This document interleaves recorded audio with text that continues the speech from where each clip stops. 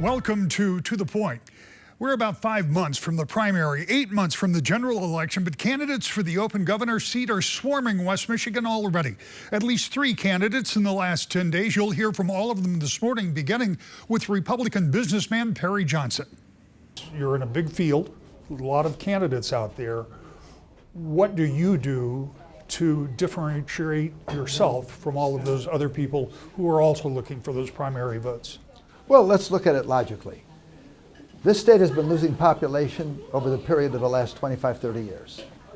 We are not a haven of opportunity for business because we do everything in our power to make it a disadvantage for people to come here. First, we have a law that coerces people to join a union. That is not favorable to business. And then we have a state income tax of 4.25%. Now that state income tax has to go. And if we are going to eliminate the state income tax without sacrificing the quality of our services that we have, we need to obviously get to be more efficient. We have to eliminate a lot of the craziness that goes on with our spending. And I'm the perfect guy to do it. I've spent my entire life bringing quality and efficiency to companies. That's all I do. Right? I started many years ago when the auto industry was in trouble in the 80s. And at that time, Japan had come in with tremendous quality. They were killing us. And I thought I knew how to solve the problem. They were making a better car for less money. And I knew at that time I introduced statistical process control in the front of the operation, and with the help of the line personnel and their knowledge, we improved dramatically. And we reduced our cost. Now I bringing quality and efficiency to literally 67 countries around the world. I am the guy that does it. And when you have a guy that spent his entire life bringing quality and efficiency to companies, aren't I the perfect person to bring quality and efficiency to a state so that we can eliminate this income tax? Because we will have a way in which we can lead a better life and return $4,747 every year to the average family in Michigan. That's an extra almost $5,000 every single year that the government's taking from them. This is money that they can have in their pocket if the government just starts using some common sense and has an operation that makes legitimate sense. I'm the guy to do it. This is what I do. Government, unlike businesses, operate on the philosophy that they're providing services that don't necessarily generate revenue. In a company, you can come up with efficiencies to regulate your cost and increase your margin. In state government, you spend a lot of money on things that don't get you a numerical return. How do you deal with that? Because there are some services that many people will believe need to remain in place. Well, I'm going to give you some examples. First of all, we have to throw away this idea that you are not going to be able to run a state like a business. I think we did a little bit in Washington with the Doge. I'm the perfect Doge guy. This is what you do. Let's look at this. The government says they have a budget, whatever that budget might be. It's usually some astronomical number. I think we spend a little over $81 billion a year in the state of Michigan, and they make sure they spend every penny. Well, in business, you do just the opposite. Why can't we do that in state government? And why do we have to have some crazy project because somebody gets this idea that, okay, maybe they want to improve the speed of a train 15 miles an hour, so they're going to spend almost $1 billion. That's kind of nuts. Don't you think the idea of throwing away $11 billion in 1 year by overpaying Medicaid and unemployment is a little unrealistic? What does that have to do with just running an efficient organization? I think we have to start realizing that we have to treat the state government a little bit more like a business. Now let's take a look at schools. We spend number 5 in the country, $25,500 per year per student.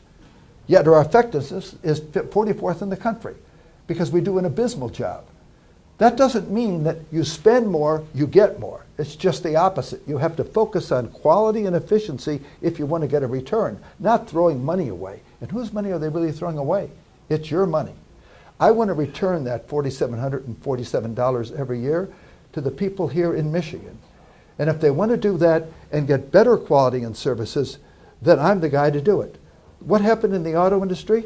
In the auto industry, we actually made a much better car, and we could do it for substantially less money. People actually were getting a better car for less. Better quality does not always mean more money. We can have a better quality of life, better quality of education, and spend less.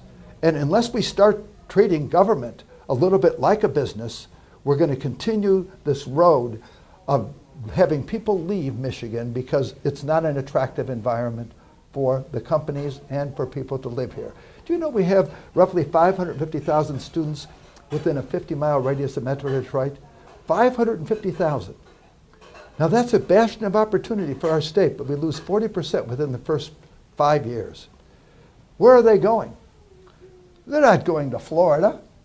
They're not going to California. No, you've got a lot of them just going to Chicago. But if they come here and they know there's no income tax and they see we have opportunities because we bring business here, we'll keep the students here. Now I have a wonderful life and I have 3 boys and I want them to stay in our state. I don't want them looking elsewhere. I believe this is a chance for us to really grow this state once again. Never forget, at one time, we were the state of opportunity. People from all over the world would look at us and say, by golly, this is the place to go. Because for the first time in the history of the world, a person could come here and make $5 a day. $5 a day at that time allowed a great life, didn't it? They could have a house, a car, provide an education for their children. Why don't we do that again? And what we need to do is change our thinking process. And if you have a guy, a businessman, I admit I'm the outsider of outsiders. I admit that. I'm way out there. I am not a politician. I probably say all the wrong things, but I am the guy that can do the job.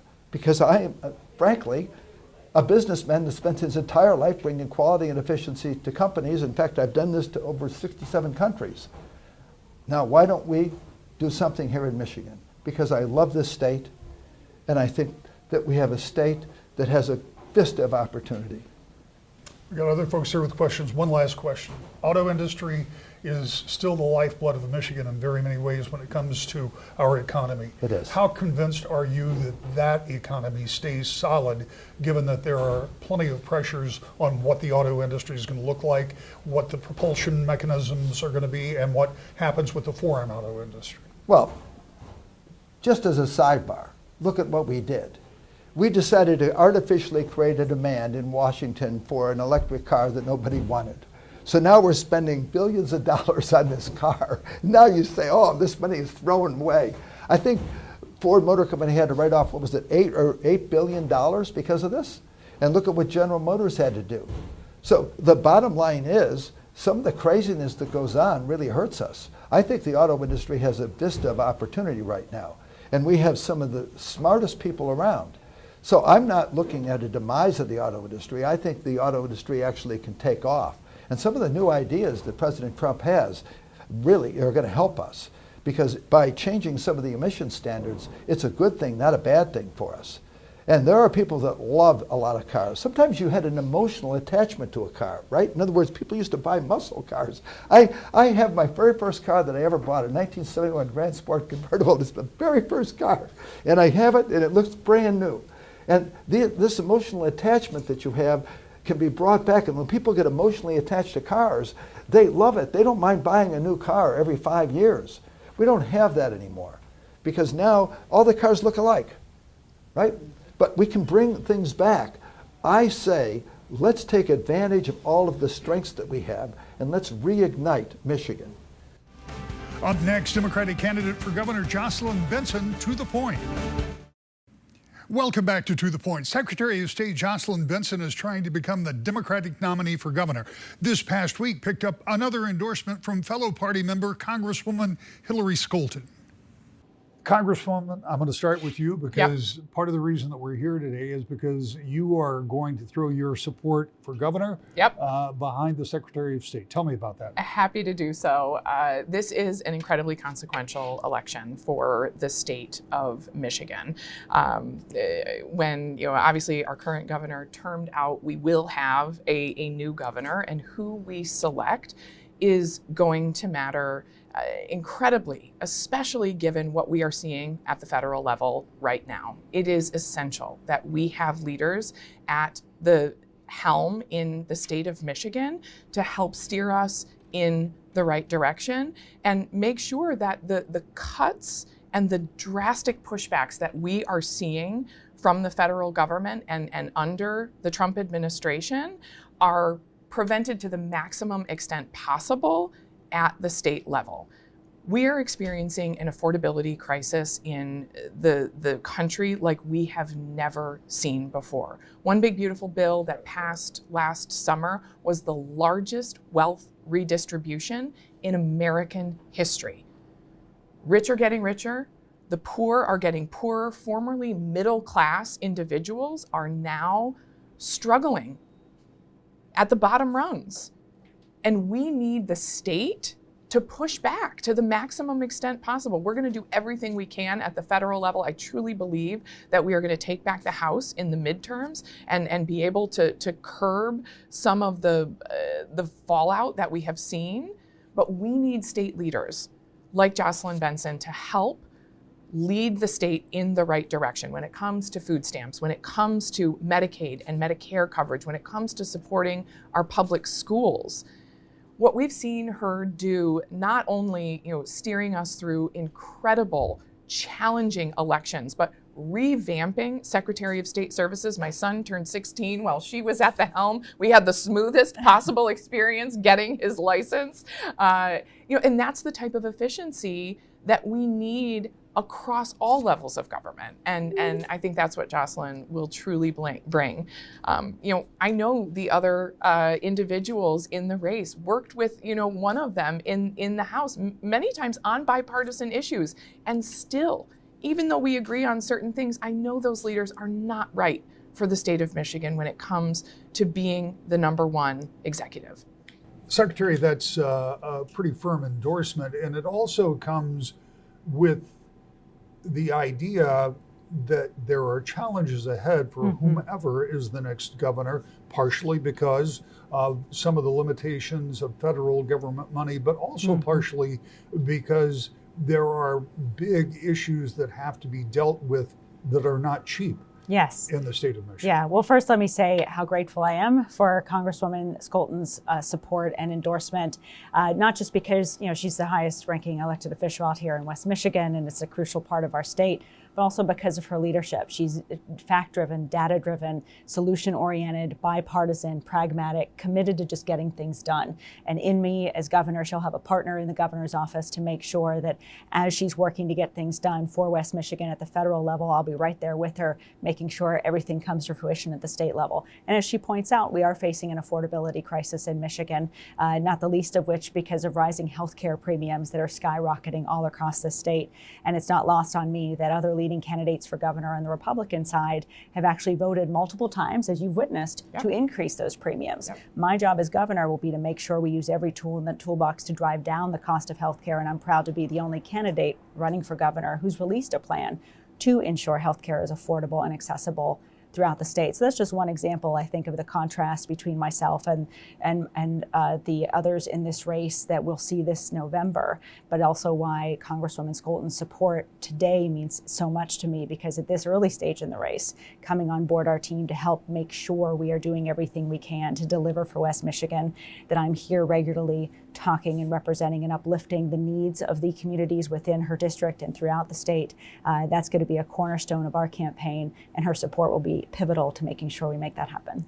Talk to me, if you would, for a moment about your health care plan, because I know you rolled this out a few weeks ago, but the question of health care has been a decades-long conversation. I mean, you can go back to however far you want to go. I go back to the Clinton administration, the first term, when they attempted to do something akin to what ultimately happened in the Obama administration.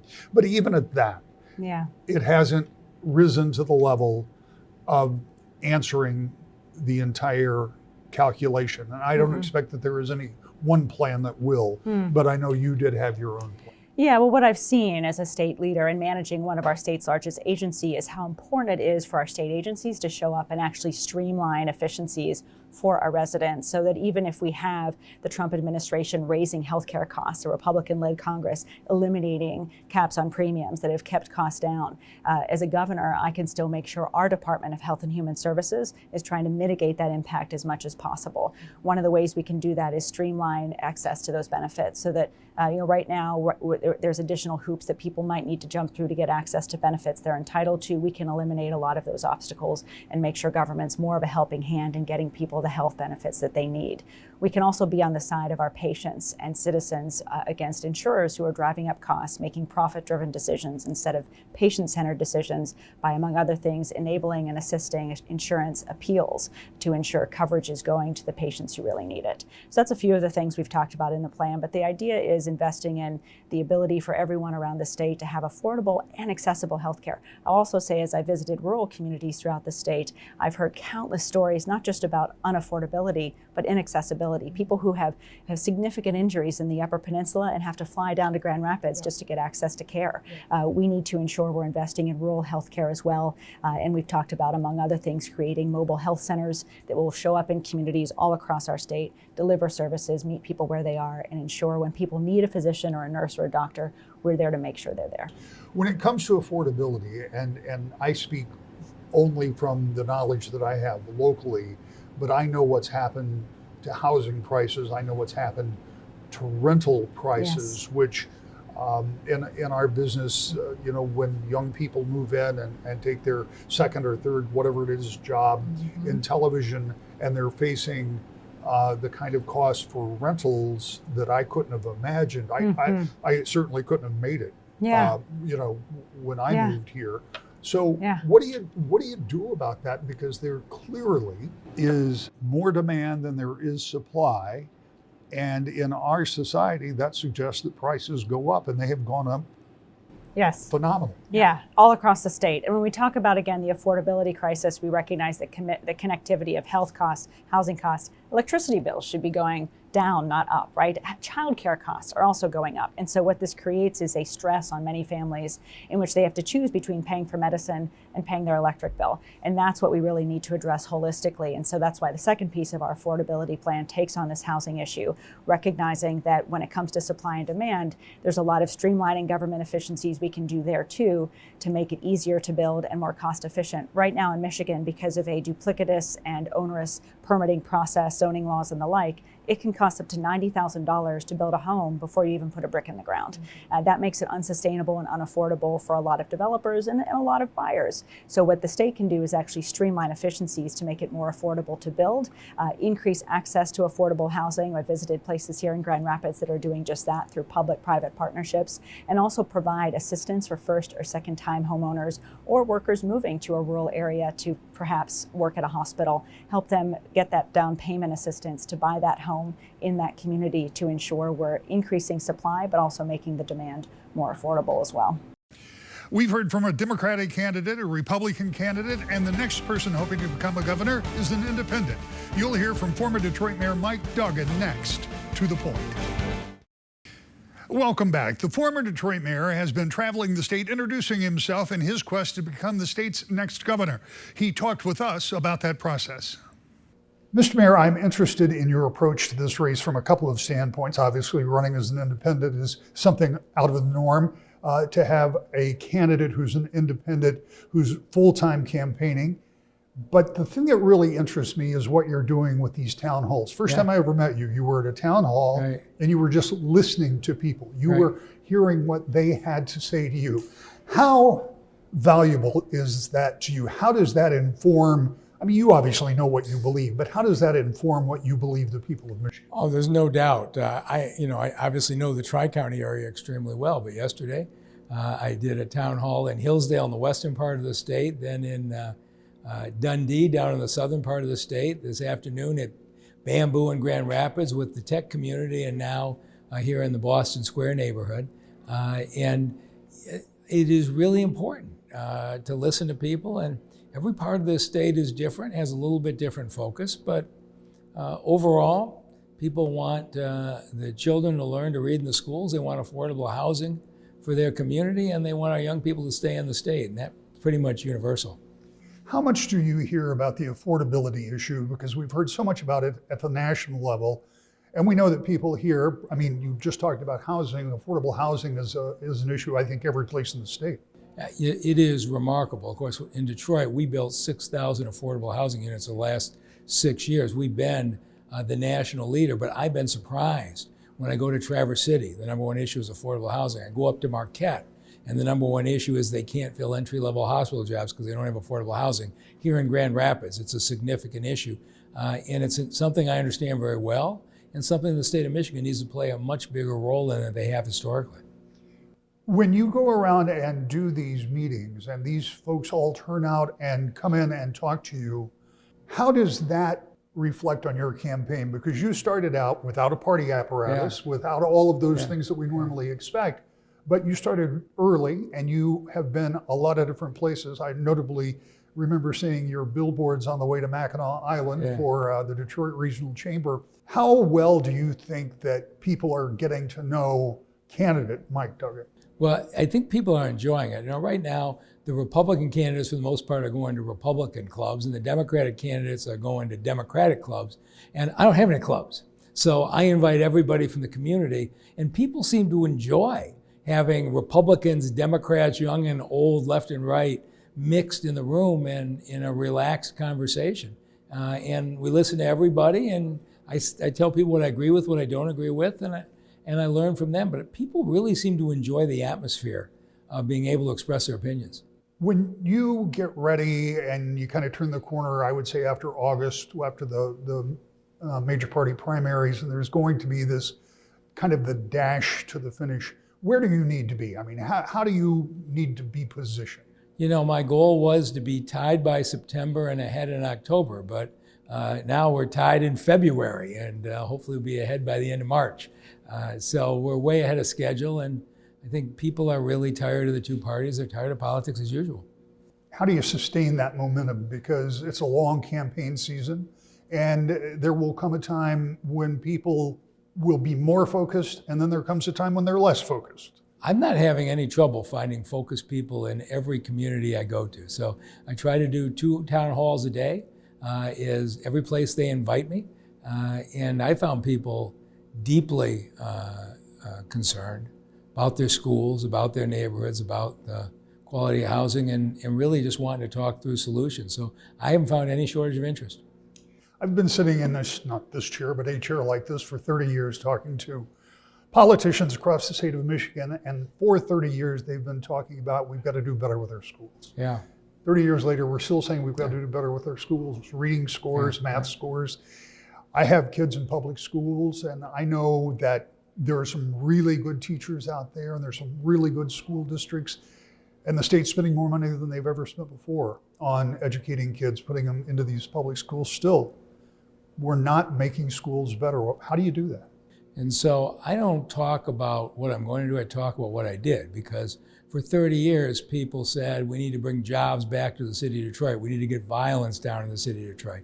And in the last 12 years, I went in, and by getting people to work together, we did that. We brought in $10 billion of investment. We brought in 30,000 jobs. We rebuilt the riverfront. And I'm saying the same thing on schools. I've been listening to the Republicans and Democrats fight with each other about schools forever, and they're just trying to score debating points to get a majority.